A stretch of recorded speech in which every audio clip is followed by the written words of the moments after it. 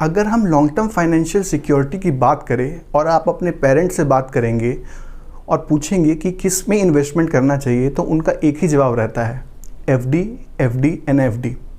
उनकी बात एक तरह से गलत भी नहीं थी, जी हाँ थी, क्योंकि पहले एफडी में रिटर्न्स अच्छे थे, अदर टाइप ऑफ इन्वेस्टमेंट की उतनी अवेयरनेस भी नहीं थी, और वो एक फिक्स्ड रिटर्न प्रोवाइड करता था और एक सिक्योर्ड इन्वेस्टमेंट था।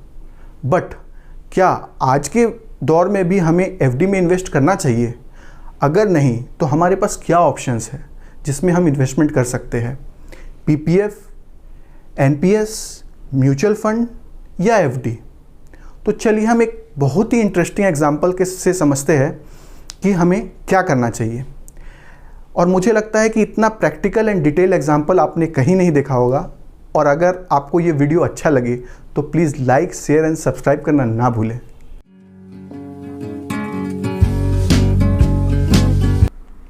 Hello everyone, I am C Raunak Ram Raika. Welcome you all to the channel mind your finance.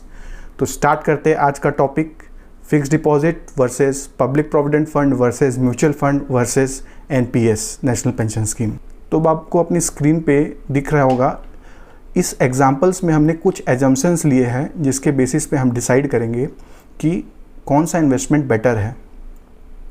कुछ एजम्पशंस ऐसे हैं, नंबर 1 कि हमारा गोल क्या है, क्योंकि कोई भी इन्वेस्टमेंट गोल के बेसिस पे होता है। तो हमारा गोल है टू सिक्योर रिटायरमेंट। सेकेंड, हमने age of the person 30 years example के लिए लिया है। थर्ड इज़, हमने एज्यूम किया है कि 80C का बेनिफिट एग्जॉस्ट हो गया है, मतलब कि 1,50,000 का जो डिडक्शन है वो आपने ले चुका है। अब उससे एक्स्ट्रा क्या बेनिफिट हो रहा है हम उस पर फोकस करेंगे, बिकॉज लोग 1,50,000 तक का तो बेनिफिट वो एफडी के थ्रू और अदर जो छोटे मोटे इन्वेस्टमेंट होते हैं और school fees and other house loan and other expenses में वो बेनिफिट ले लेते हैं। उससे क्या ज़्यादा हमें मिल रहा है हम उस पर डिस्कशन कर रहे हैं। और हम ये एज्यूम कर रहे हैं कि जो इन्वेस्टर इन्वेस्टमेंट करेगा वो 50,000 रुपीज़ का करेगा इन्वेस्टमेंट पर एनम। अब investor is a risk averse person, means वो आप, अगर हम बात करें कि अगर आप 100% का एक ग्रुप बनाएंगे और आप उनमें पूछेंगे कि कौन रिस्क ले सकता है कौन नहीं रिस्क ले सकता है, तो आपको मेजॉरिटी ऑफ द पर्सन मिलेंगे जो बोलेंगे कि नहीं मैं ज़्यादा रिस्क नहीं ले सकता। तो मैंने ये एजम्पशन में माना है कि person is a risk averse person, जो कि ज़्यादा रिस्क नहीं ले सकता है, मतलब वो मॉडरेट रिस्क ले सकता है। अब आप देख रहे होंगे इस एग्जाम्पल में मैंने 4 लोग का एग्जाम्पल लिया है, ए, बी, सी एंड डी। ए ने इन्वेस्टमेंट किया है फिक्स डिपॉजिट में, बी ने इन्वेस्टमेंट किया है पब्लिक प्रोविडेंट फंड पीपीएफ में, सी ने इन्वेस्टमेंट किया है म्यूचुअल फंड में, डी ने इन्वेस्ट किया है एनपीएस। अब हम बात करेंगे उसकी इफेक्टिव इन्वेस्टमेंट। मैंने एजम्पशन लिया था कि 50,000 का इन्वेस्टमेंट वो करेगा फॉर 30 ईयर्स, एज 30 है, 60 ईयर्स तक करेगा, तो 30 ईयर्स के लिए इन्वेस्टमेंट करेगा, तो उसका जो टोटल इन्वेस्टमेंट हो जाएगा वो 15 लाख रुपीज़ हो जाएगा। बी ने पीपीएफ में इन्वेस्ट किया है, वो भी 50,000 रुपीज़ पर एनम, 30 ईयर्स के लिए 15 लाख रुपीज़ हो जाएगा। सी ने भी ऐसे म्यूचुअल फंड में किया है। डी में आपका एक कैच है कि आपने 50,000 का तो इन्वेस्टमेंट किया है, बट उस 50,000 का इन्वेस्टमेंट करने से आपके 30% टैक्स बच जाएगा उस पर। तो आपका इफेक्टिव इन्वेस्टमेंट क्या हो गया, 50,000 प्लस 15,000 दैट इज 65,000। तो वो 65,000 इन्वेस्टमेंट करेगा 30 ईयर्स के लिए, तो उसका टोटल इन्वेस्टमेंट हो जाएगा, इन्वेस्टमेंट रहेगा 15 लाख सी, but effective investment will be 19.5 because of tax saving. Then expected return की बात करें हम, तो आप अपने स्क्रीन पे देख रहे हो कि जनरली एफडी में हमें 5% का रिटर्न मिलता है, क्योंकि India is an growing economy, तो इसमें आपको एफडी के रिटर्न कम ही होते हुए दिखेंगे। जैसे पहले आपको 7% मिलता था, फिर 6 हुआ, फिर 5.5 हुआ, तो अभी अप्रॉक्सीमेटली 5% का रिटर्न है, जो कि और फ्यूचर में रिड्यूस ही होंगे, बढ़ेंगे नहीं। सेकंड, पीपीएफ में अभी जनरली 7.17 का रिटर्न मिलता है, तो मैंने अप्रॉक्सीमेटली 7% का रिटर्न पकड़ा है। म्यूचुअल फंड में मैंने 10% का रिटर्न पकड़ा है। आप म्यूचुअल फंड में इससे ज़्यादा भी रिटर्न ले सकते हैं, बट मैंने एक एजम्पशन क्या लिया है कि रिस्क एवर्स पर्सन है, तो मैं मान रहा हूँ कि उसने डेट फंड में भी इन्वेस्टमेंट किया होगा, इक्विटी फंड में भी इन्वेस्टमेंट किया होगा। तो अगर आप बैलेंस करें तो एक ओवरऑल रिटर्न अगर हम कैलकुलेट करें तो वो 10% आएगा, अगर आप बैलेंस पोर्टफोलियो बनाएंगे within equity and debt. And NPS में भी हमने 10% का रिटर्न पकड़ा है, क्योंकि आप अगर एनपीएस का चार्ट देखेंगे लास्ट 15 ईयर्स का रिटर्न्स देखेंगे तो ऑन एन एवरेज, बिकॉज वो भी इक्विटी एंड डेट में इन्वेस्टमेंट करती है। अब हम समझते हैं कि at the age of retirement आपको क्या मिलेगा। तो 5% की रिटर्न के हिसाब से आपको एफडी में 35 लाख रुपीज़ मिलेंगे, 7% के रिटर्न के हिसाब से आपको पीपीएफ में 50 लाख रुपीज़ मिलेंगे, 10% के रिटर्न के हिसाब से आपको म्यूचुअल फंड में 90 लाख रुपीज़ मिलेंगे, और एनपीएस में आपको 10% के हिसाब से 1,18,00,000 रुपए मिलेंगे। ये क्या हुआ बिफोर टैक्स। अब हम इसकी टैक्स की भी बात कर लेते हैं। तो अगर हम इसकी टैक्सेबिलिटी की बात करें तो जो एफडी होता है, एफडी फिक्स डिपॉजिट, वो उसका इंटरेस्ट टैक्सेबल होता है आपके स्लैब रेट के बेसिस पे। पीपीएफ में क्या होता है कि ये टैक्स फ्री होता है, आपको इसका टैक्स नहीं देना पड़ता है। देन म्यूचुअल फंड में क्या होता है कि इसमें आप लॉन्ग टर्म के लिए इन्वेस्टमेंट कर रहे हैं तो आपको इसमें LTCG होता है, long term capital gain at the rate 7%। क्यों 7% मैंने पकड़ा है? 10.4% is the rate without indexation, मतलब आपको इसमें लॉन्ग टर्म में इंडेक्सेशन का भी बेनिफिट नहीं मिलता है। आपको 10.4 मतलब 10% प्लस 4% सेस आपको लगता है। बट मैंने इससे बैलेंस फंड किया है कि डेट भी और इक्विटी भी, तो मैं मान रहा हूँ कि 2/3 will be debt, 2/3 will be equity and 1/3 will be debt. So approximately the tax rate will be 7%। अगर अब हम एनपीएस की बात करें तो जो उसमें लमसम 60% आप विड्रॉ करते हैं that is fully tax free, और जो 40% एन्युटी आप करते हैं वो आपके स्लैब रेट पे टैक्सेबल होती है। मतलब जो आपके रिटायरमेंट के बाद आपकी जो इनकम होगी उसमें जो आपका टैक्स लगेगा उस स्लैब रेट के बेसिस में टैक्सेबल होगी। Then what will be the tax amount? अब 30% स्लैब में आपका टैक्स 6 लाख रुपीज़ आ जाएगा 35 लाख रुपीज़ के एफडी में, अगर आप इसमें प्रिंसिपल को माइनस कर दे तो। और पीपीएफ का जो विड्रॉवल होता है वो टैक्स फ्री होता है, तो इसमें कोई टैक्स नहीं लगेगा आपको। म्यूचुअल फंड में जैसा कि मैंने बताया 10.4% और उसकी प्रोपोर्शनेटली 7%, तो आपको 6.3 लाख रुपीज़ का टैक्स लगेगा इसमें। और एनपीएस में मैंने मान लिया है कि 60% विल बी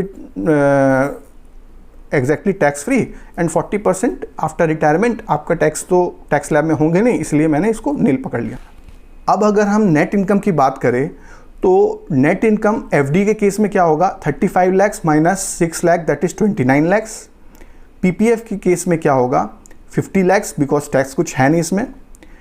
म्यूचुअल फंड के केस में क्या होगा? 90 lakh minus 6.3 lakh that is approximately 83.7 lakh rupees. And NPS के केस में ये टोटल ही आपको टैक्स फ्री हो गया, तो 71 lakh plus 47 lakh is 1,18,00,000 rupees. अब आप देख रहे होंगे कि हम एफडी, पीपीएफ और म्यूचुअल फंड को तो कंपेयर कर पा रहे हैं बट एनपीएस को कंपेयर नहीं कर पा रहे, बिकॉज हमें तो 71 लाख रुपीज़ मिलेंगे हाथ में और 47 लाख रुपीज़ का तो एन्युटी कराना पड़ेगा। तो अगर हमको इसको म्यूचुअल फंड से कंपेयर करना है तो हम एक चीज़ कर सकते हैं। हमने क्या किया कि हम इससे भी 71 लाख का लमसम अमाउंट विड्रॉ करेंगे और जो बैलेंस अमाउंट बचेगा 83.7 लाख में वो हम एन्युटी करेंगे। तो मेरा एन्युटी क्या होगा? 12.7 लाख रुपीज़ का एन्युटी होगा। तो अब एनपीएस और म्यूचुअल फंड कंपेरेबल हो गए। अब हम बात करते हैं पेंशन की। तो अगर हम 47 लाख का एनपीएस में पेंशन करते हैं तो हमें अप्रॉक्सीमेटली 2.82 लाख का एनुअल पेंशन मिलेगा, और अगर हम 12.7 लाख का एन्युटी लेते हैं तो हमें 0.76 लाख का पेंशन मिलेगा। तो आप देख सकते हैं कि कितना बड़ा डिफरेंस है। एक जगह आपको 2.82 लाख पर एनम मिल रहे हैं और एक जगह सिर्फ 76 लाख रुपीज़ मिल रहे हैं। तो अगर हम इन चारों को कंपेयर करें तो आप देख सकते हैं कि एफडी में सिर्फ हमें 29-30 लाख रुपए मिल रहे हैं, पीपीएफ में हमें 50 लाख रुपए मिल रहे हैं, म्यूचुअल फंड में हमें 80-85 लाख रुपए मिल रहे हैं और एनपीएस में हमें 1,18,00,000 रुपए मिल रहे हैं। तो आप देख सकते हैं डिफरेंस। अगर हम इसके डिफरेंस की बात करें तो ए और बी में देखें डिफरेंस, एफडी और पीपीएफ में देखें तो 21 लाख का डिफरेंस है। मतलब अगर आप एफडी के जगह पे पीपीएफ करेंगे तो आप अपने कॉर्पस को 21 लाख रुपए से बढ़ा सकते हैं। अगर आप पीपीएफ के जगह म्यूचुअल फंड में इन्वेस्टमेंट करते हैं तो आप अपने कॉर्पस को और 34 लाख से बढ़ा सकते हैं। मतलब क्या कि अगर आप एफडी से म्यूचुअल फंड करते हैं तो आप अपने कॉर्पस को 55 लाख रुपीस इंक्रीज कर सकते हैं, 55 लाख रुपए। और अगर हम म्यूचुअल फंड को एनपीएस से कंपेयर करें तो आप अपने फंड को और 34 लाख से बढ़ा सकते हैं। मतलब क्या कि अगर आप पीपीएफ से कंपेयर करें एनपीएस को तो 34 + 34 दैट इज 68 लाख रुपीस का आपका कॉर्पस ज़्यादा बढ़ेगा।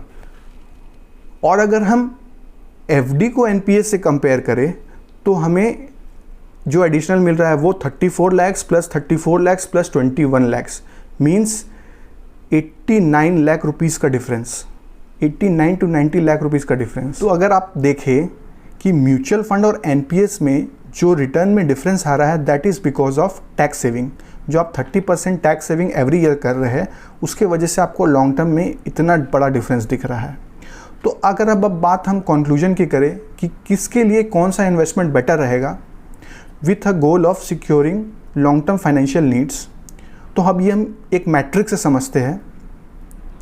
अब आप इस मैट्रिक्स में देख सकते हैं मैंने पर्सन्स को 3 ग्रुप में कैटेगराइज किया है।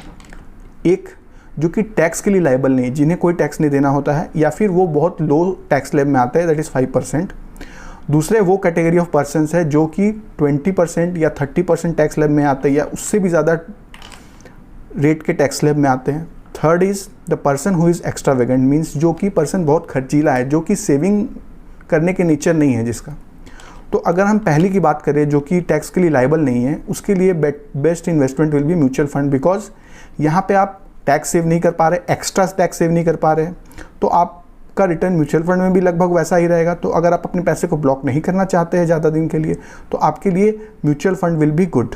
Next investment for that person will be NPS, third will be PPF and fourth will be FD.